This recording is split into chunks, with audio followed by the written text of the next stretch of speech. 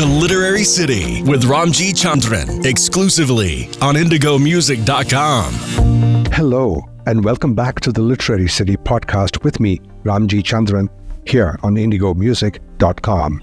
My guest today is a musician, a neuroscientist, and a writer, and she's the author of a fabulous book, Maverick Maharaja, the story of a most unusual and public-spirited man, Chamarajendra, the last Maharaja of the Kingdom of Mysore. Deepti eloquently tells us what made this man, one of the richest kings in India, so different from all the other Maharajas.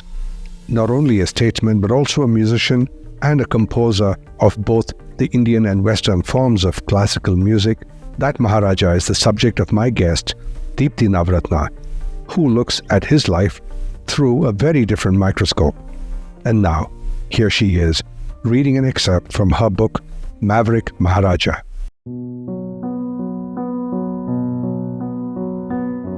Maharaja. The word evokes powerful imageries. Erstwhile power, a silhouette of past glory, a medieval vestige even, a glimmer blunted by the monochrome of contemporaneity. A Maharaja in today's world is thought of as a relic, a vestigial figure downed and drowned by colonial sovereignty, vanquished and defeated. He's imagined to have led a languid life, lurking around colorful corridors in vain.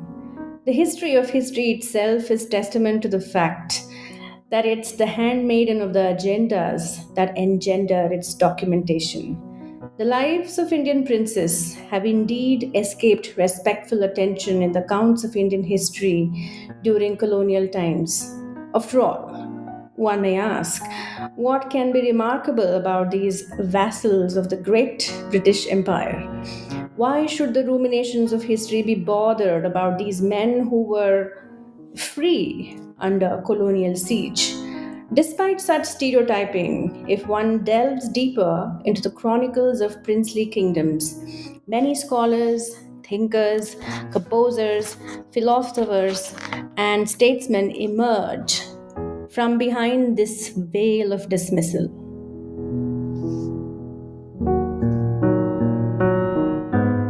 His benefaction and love for music knew no boundaries.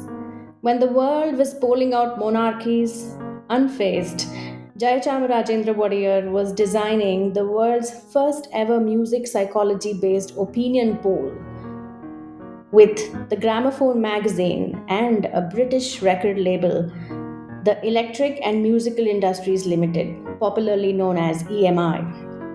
The findings of this poll not only decided the roadmap for the Western classical music production giant, but also changed the course of what would eventually be recorded and adored in its history.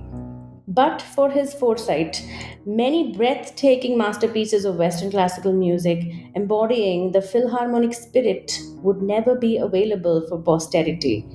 Between 1946 and 1948, when most Rajas were twiddling their thumbs about how to wrestle power, our Maharaja was instead plumbing the depths of quiescent ragas to anchor his soul. When national chaos pervaded, a still music arose in his heart. How can one be instrumental in music when you're an instrument of accession, one may ask? Yet, when national chaos erupted, when the maps dissolved, when the nagging demands of civic duties stung, when the pageantry mellowed, this maverick's inner melody reigned. In such trying times, he furiously composes a set of Carnatic classical compositions, melding harmonic ideas into Carnatic vocabulary. It was as if the poetry of Richard Strauss's I Am Ben Rot, of the four last songs, were prophetic of his tussle with his times. Only two larks soar musingly into the haze, him and his inner lark. Around us, the valleys bow, the air already darkens. Only two larks soar musingly into the haze.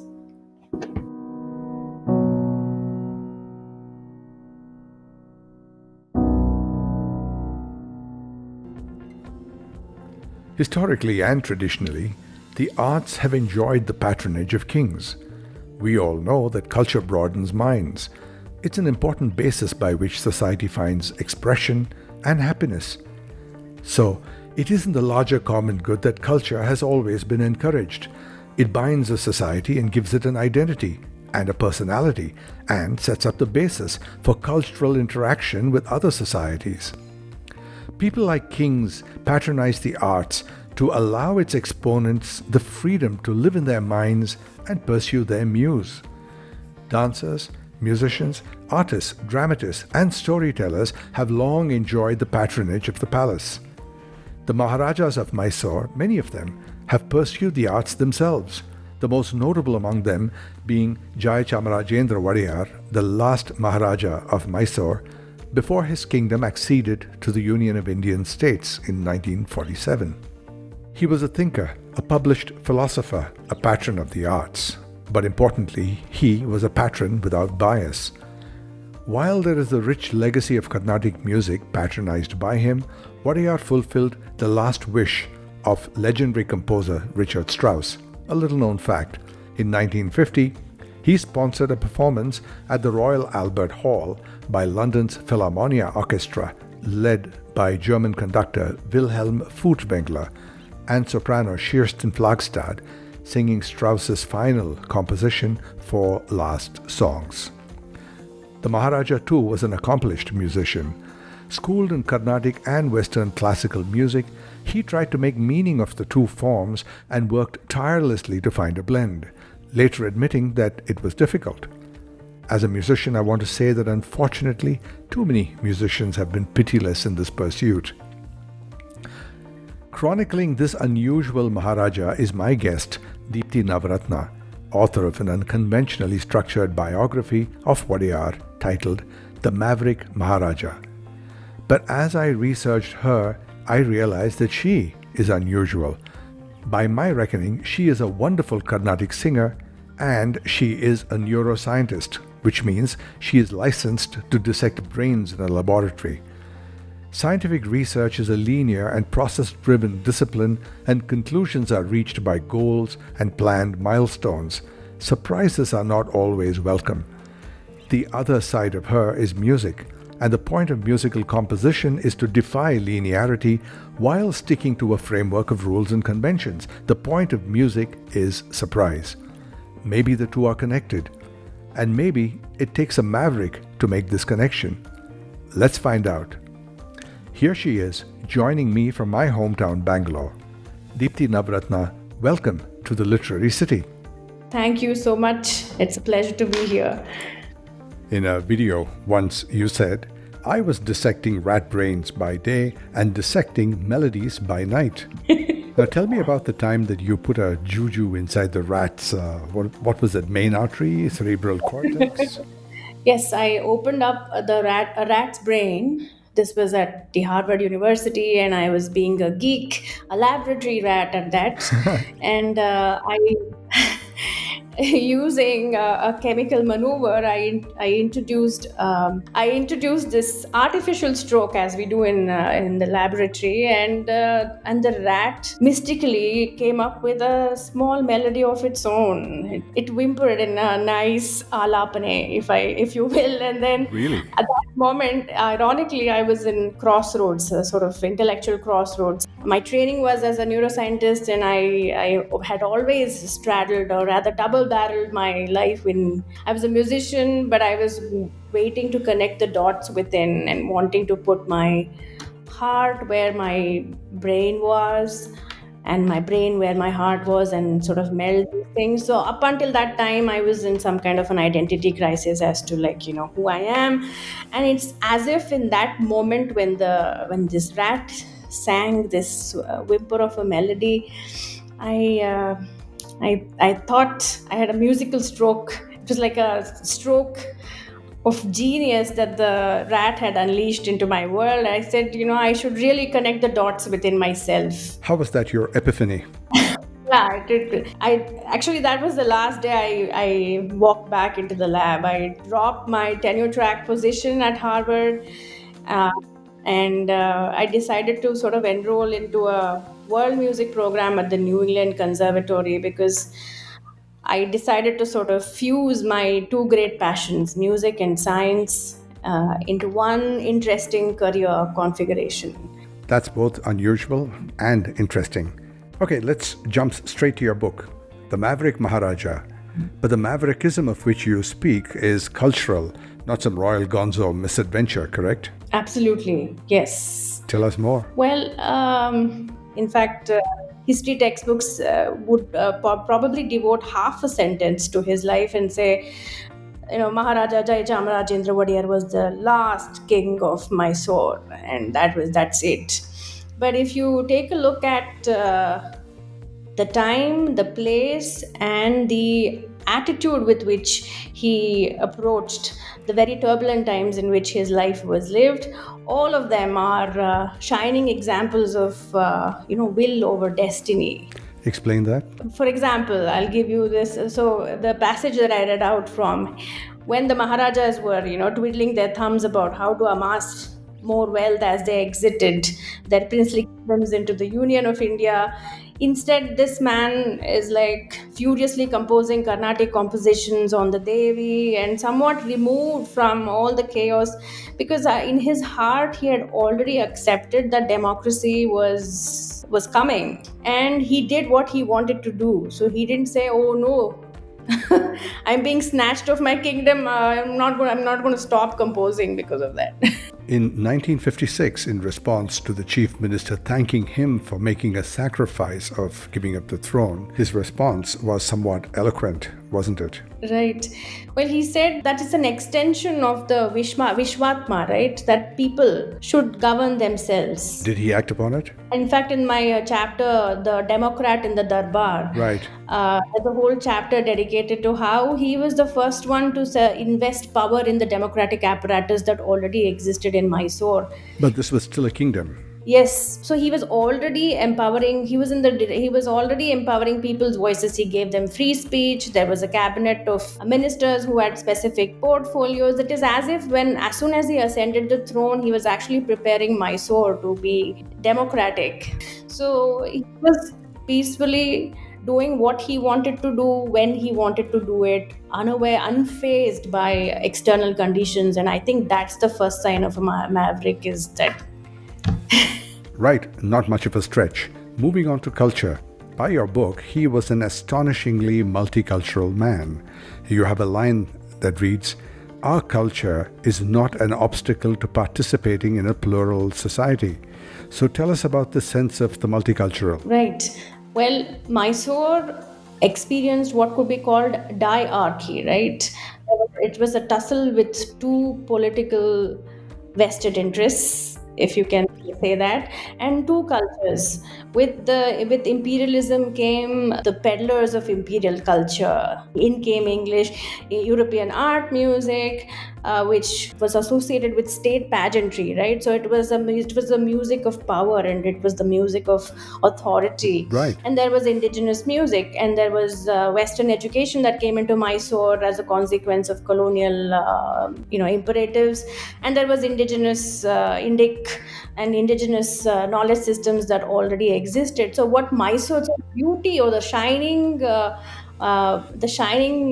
glory moments of the story is how Mysore and its leaders is how they straddle this complicated political and social milieu to make gold out of it.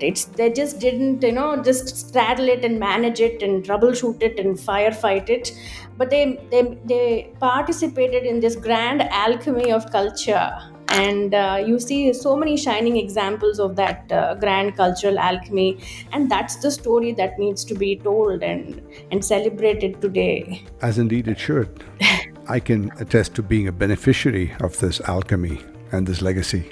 And Wadeyar's own musical legacy is testament to that fact, isn't it? Absolutely. And the beauty in his story is that the fact that he loved European art music. Actually, he did not start learning Carnatic music until he was crowned as the king. That's interesting. I did not know that. Yes, he studied Carnatic music his 20s after he was crowned. His love for Western classical music did not prevent him from exploring his art that perhaps ran closer to his home. Then the fact that he was so adroitly trained in Advaita Vedanta and the philosophies of the Advaita Vedanta did not prevent him from reading a niche or a Kant or a Spinoza. And so, and somebody like him, who was actually a lesser known fact, is that he was one of the founders of the Vishwa Hindu Parishad back then. Some of the foundations of the Vishwa Hindu Parishad were laid in Mysore Palace much later. It did not prevent him from experiencing the divine in the music of a remote composer called Nikolai Metner or a Strauss, or the music of Karajan. And none of these things actually, prevented him from, his roots did not prevent him from engaging with the sensibilities and the sensorialities of the current and the West. And You write that he was a composer. He invented ragas based on Western tonal vocabulary and by writing Carnatic compositions for Western instruments. These compositions or inventions of ragas, you say, are not merely sisters of allied Carnatic ragas, but they embody a grammar of Western, blues, and jazz music brought into the world of raga construction. that's But right. most importantly, you say this reflects well on the brave new ethos of the Mysore court. It is very important to understand what Mysore itself managed to afford in terms of this cultural expanse. And it's not in the same, we are in a world that wants to look at cultural appropriation, cultural misappropriation, assimilation. And here is a story that's beyond all of those things. Right, it is neither of those boxes. It cannot be grouped into what happened in Mysore, the cultural transactions that happened in Mysore, the cultural transactions that are embodied in the music of the Maharaja. They do not fall into any of those boxes. And yes, his musical compositions are very poorly understood even today, simply because they are such beautiful and almost exotic, cryptic crosswords that he has played with. Uh, he's brought in a jazz tune into a raga, and he'll defy all the no existing grammars of Carnatic music to create a new raga structure. Several of his new ragas are extraordinarily weird. Weird. How? Give me an example. So, for example, sa ga ma pa sa pa pa ma ma ga ga re re. There's a scale that he composes which has a completely empty second half. Sa ga ma pa sa. It's so intervallic, and it's born out of three chords. Basically, he takes three chords and makes a scale out of it. And what's the genius is that the kriti in which this is composed, if you didn't hear any of this and simply heard it, Vandeham sada Sharadam, Vandeham sada Sharadam. So when bathed in that dense Sanskrit and bathed in the presentation and maneuverability that a Carnatic Kriti gives you, it masquerades really well as a good Carnatic Kriti. It's like the presentation is so rooted in the Carnatic idiom, but the craft that lies underneath it is so deep. It is so alchemist, so to speak. Captivating. Now, he was somewhat circumspect about his attempts to fuse Western and Indian music, and Right. I'll put it out there. Nobody has been successful. Fusion is difficult, right? I mean, it's like speaking half a sentence in one language and half in another, and then claiming that you've achieved fusion. Yes, absolutely. And you quote Wadiyar as saying, it's difficult. One can only make an attempt. Each system has its own inimitable features. Exactly. And that's why I think when he with each kruti, it's as if he's testing a hypothesis, and he's dreading that tightrope walk with great sense of responsibility, because with great power and knowledge which he had comes great responsibility. He didn't want to create a hybrid, an anthropomorphic creature in music which lived nowhere. That is a decision that he made, so that we don't have these fusionary entities in his music. Now, in your book, you mention his use of tetrachordal harmonies. I understand tetrachordal harmonies one way. I'm not so sure that I understand it in the way that you have used it. Right.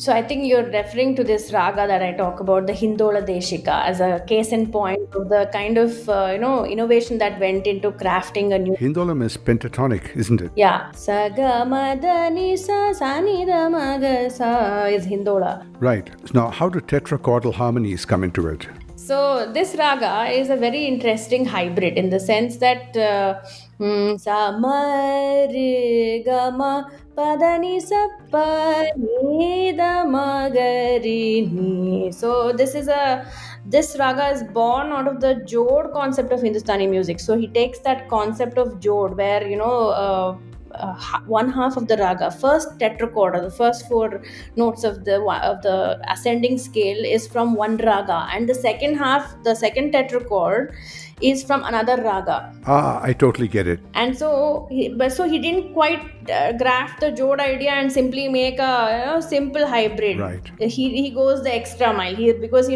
as you said, all of them, all of the compositions, all the music reeks of a pianist's mind at play. Yes. Because he learned European art music without any influence of Carnatic music, and then jumped into this. So he had a very different vantage point than others.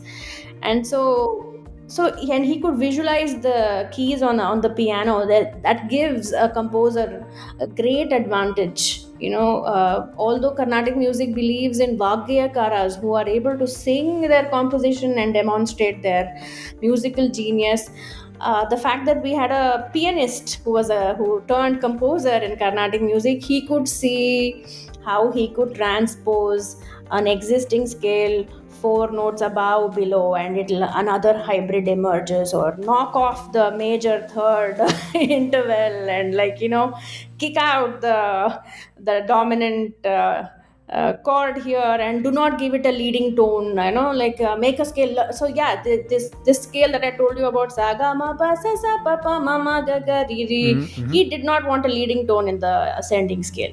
That was his thing. Wow. Let's put the entropy and the traction in the first half of the scale. So he thought of these things in very different ways than a normal Carnatic composer will approach it.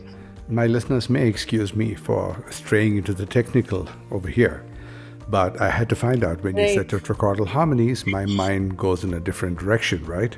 Right. Fascinating to know nonetheless. Now, you mentioned that his palace was like a museum of instruments. Two specifically I'd like to talk about, the theremin and the calliope. Now, the calliope was an obnoxious, loud instrument, wasn't it? Yes. The anecdotal evidence is that the orchestra used these instruments as showstoppers, and here's this very unwieldy, gaudy looking thing that it doesn't even look like an instrument, and they would wheel it into the middle of the stage and have it do a solo and things like that. Poor audience. There's a huge controversy about the pronunciation, isn't there? Calliope or calliope? Yeah. I found a ditty that explains it. Want to hear it? Yep. Proud folks stare after me, call me Calliope. Tooting joy, tooting hope, I am the Calliope. Ooh, that needs to be recorded for posterity. It is on this podcast. Oh, wow. Now let's talk about how you describe him to be a king and a maverick. You have this line in your book to describe him. You said that he was more oxytocin than testosterone. Yes. Please, as a neuroscientist, explain what you meant. Well, yes, sort of this grand imagery of a king is the one with the sword, and really somebody whose pen is really not as mightier than his sword, right? So how much land he amassed and how much of bravado he could bring in to his administration. But in here, the leadership, we in the life of the Maharaja, we find leadership of a very different kind, which is usually unsung. And that also in a complicated political milieu, the fact that he was able to lead the way and create a society that was that embodied a very very progressive ethos, uh, that is cultural leadership of a very different kind. It is also kingly, and but we don't often, kings are not praised for being a patron of the arts. In fact, historically, they are looked down upon. So, many people have told me, well, he had a lot of free time on his hands, and I'm sure he took to writing and listening to music because, what was he to do, right? And so all of those sniggers and naysayers have it handy to sort of portray kings as, right. So the oxytocin, right? So oxytocin is not seen as a hormonal requirement in the in the kingly hormonal paraphernalia. That's funny. Now, in his sunset years, after accession to the Union of Indian States, he was appointed Raja Pramukh of Karnataka, governor of Karnataka. But before long, he became very disillusioned with the way things were going in politics in India. And you say he wanted to quit. Absolutely. In fact, it's a Greek tragedy in its essence, right? Right. Yeah, he saw many, many large transformations of power in his life, and he had to reign Mysore through perhaps what is the most significant and turbulent times for both Mysore and India, with the Quit India movement, the Second World War, the birthing of India, formation of the Indian Dominion, and he still continued as a sovereign of Mysore till 1950, which is only then that he melded Mysore with the Indian Republic, and then became the Raj Pramukh. And then, in fact, and this was all by the time he turned 30. So he was the governor. He had been, when Mysore exited his world, he was only 30. So his life had. Just begun in a new kind of a significance. In terms of acceptance, he was quite okay with it, but the political tomfoolery that existed and continues to exist in Karnataka must have completely disillusioned him. In fact, he's a huge misfit to the whole I dynamic. imagine. Completely. Very trying times, and the very end of his life was very tragic. More's the pity. But you've brought his legacy to life in a very wonderful way. Oh, thank you for noting that. Well, now before I let you go, a final question. Your work as a scientist included doing some research on diabetes. So have you found the cure? Well, the perfect antidote to all things mortal is music. Well said. You couldn't have left this better. So Deepti Navaratna, thank you so much for being my guest today on The Literary City. Wonderful speaking with you, and we got carried away into so many beautiful alleys of conversation. It's not very often that this also happens as a consequence of a conversation. Thank you so much. And that was Deepti Navaratna, author of The Maverick Maharaja, a wonderful biography about Jai Chamarajendra Wadeyar, the last Maharaja of Mysore. And I will be back next week with another wonderful guest, dancer and ambassador of culture, the fabulous Malika Sarabhai. This is the Literary City podcast with me, Ramjee Chandran, on the always fun, always entertaining IndigoMusic.com. Stay tuned.